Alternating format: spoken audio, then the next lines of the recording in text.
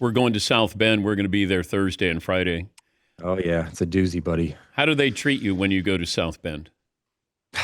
South Bend's, they're not mean. I mean, gosh, when I was in Illinois a couple weeks ago, honestly, I thought I needed security, dude. I Why? thought I needed. Well, I was also hyping up the crowd a little bit. I was, telling them obviously we're gonna kick their ass and all this stuff, and we did not win that game. No, South Bend is fine. I don't think they're if I was at that game a couple of years ago in South Bend, and a couple boos. I wouldn't expect anything less from those guys though. Nobody tried to push you and say, "Oh, here's a Bush push for you." I mean, I get that all the time, Oh, you cheated.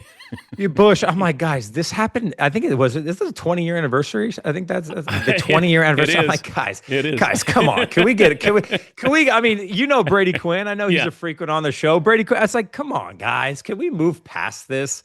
But again, that's this week. I'm sure we'll talk about it on Big Noon this weekend. But you're going to be there. I mean, that's a big one. I mean, playoff elimination game for Notre Dame with already 2 losses.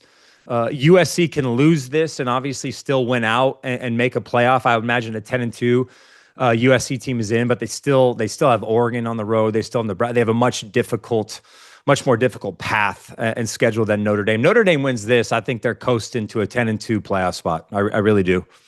I go back to that play with the Reggie Bush play. Didn't you have the fourth down completion to Dwayne Jarrett?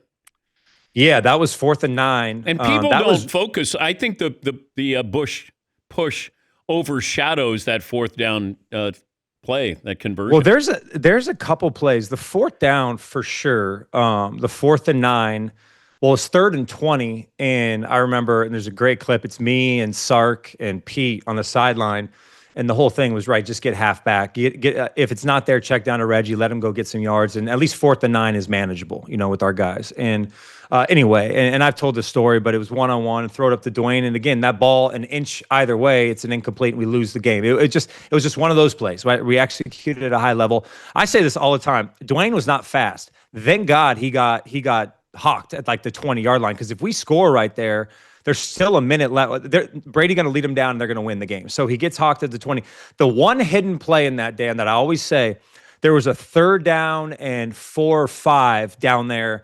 Reggie picked up the first down with a run. We barely got a yard. If we don't get that, it's 4th down and 1 from like the 7-yard. It's just a much different thing. So that's the other play that I think a lot of people forget about, is Reggie converted a first down that stopped the clock, moved the chains. We can huddle up and execute another play.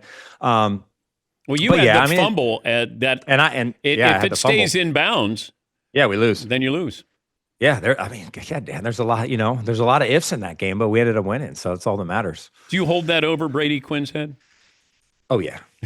Well, listen, Brady, I love Brady's he's like a brother. We love each other. He's a great dude, but he is a Notre Dame through and through guy. We all know that. I think he cares a lot more about this than I do. But sometimes you just gotta keep him in check a little bit. I always say like, hey buddy, 3-0 against you. But listen, they've beaten us they've owned us pretty much the last decade. So there hasn't been a lot for me to say to him. And again, I think this weekend is this is just a really tough game for us to go on the road and beat a team like that, who I think is one of the hottest teams in the country. So we'll see.